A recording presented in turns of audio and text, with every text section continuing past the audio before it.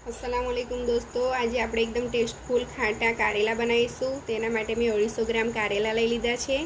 एने आपणे समारी काढीशुं। आ रीते कारेलाने आपणे समारी लेवाना छे। उपरथी थोड़ी थोड़ी एनी छाल निकाળી लेवानी छे। आ रीते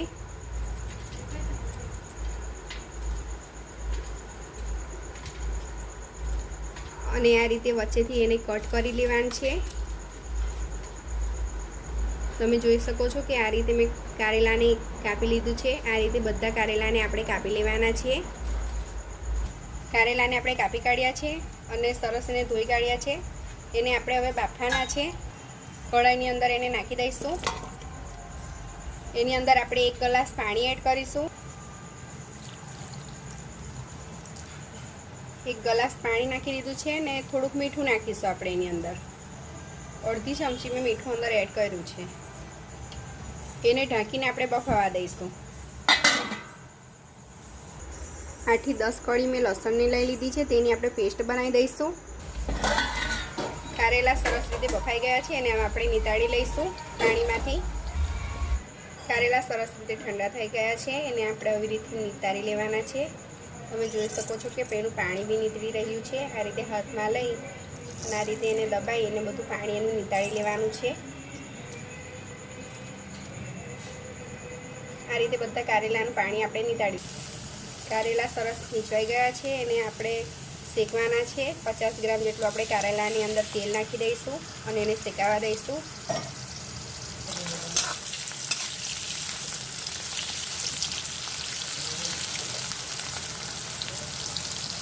આ રીતે કારેલાને શેકાવા દેવાના છે।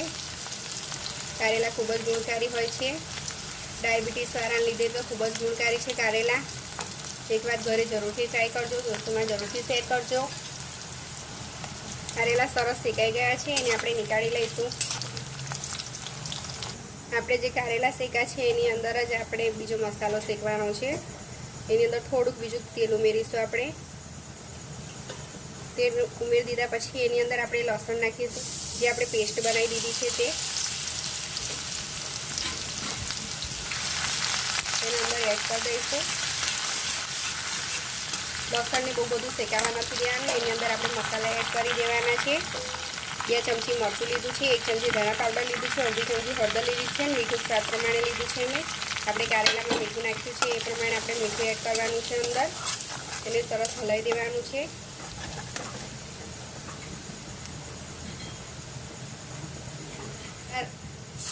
एमां थोडुंक आपणे पाणी नाखीशुं। पाणी नाखीने शेकावा दईशुं एने।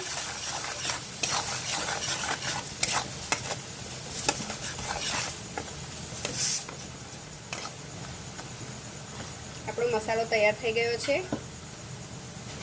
મસાલામાં આપણે કારેલા જે તળી કાઢ્યા હતા તે શેકા છે તે એડ કરી દઈશું। તેને બી આપણે હલાવી દઈશું।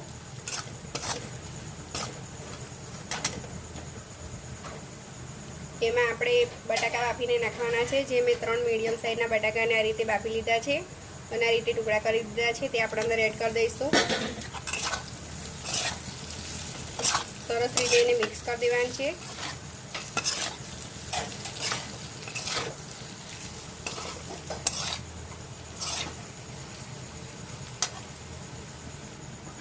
હવે એની અંદર આપણે દહીં નાખવાનું છે। 1 કપ આપણે દહીં લઈ લીધું છે મેં, તે અંદર એડ કરી દઈશું। એને સરસ રીતે આપણે હલાવી દેવાનું છે।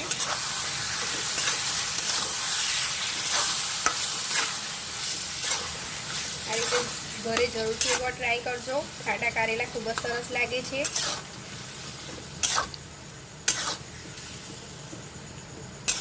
ખાવામાં બી ટેસ્ટી હોય છે અને બધાને ખૂબ જ ભાવે છે। તમે જરૂરિયાત પ્રમાણે એની અંદર પાણી એડ કરી શકો છો। મેં અંદર થોડું પાણી એડ કરું છું।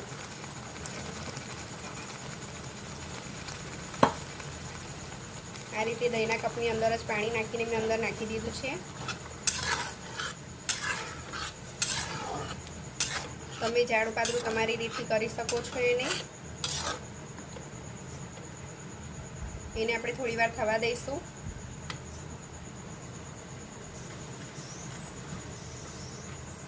આપણા કારેલા તૈયાર થઈ ગયા છે। તમે દેખી શકો છો કે ખૂબ જ સરસ લાગી રહ્યા છે। કલર બી ખૂબ જ સરસ દેખાઈ રહ્યો છે એનો. ડાયાબિટીસવાળાને જો બટાકા ખાવાના હોતા નથી એના માટે તમારે બટાકા ના નાખવા હોય તો ના બી નાખી શકો છો. તમારી પસંદગીના હિસાબે તમે કારેલા બનાવી શકો છો. એકવાર ઘરે જરૂરથી ટ્રાય કરજો, ખૂબ જ સરસ લાગે છે.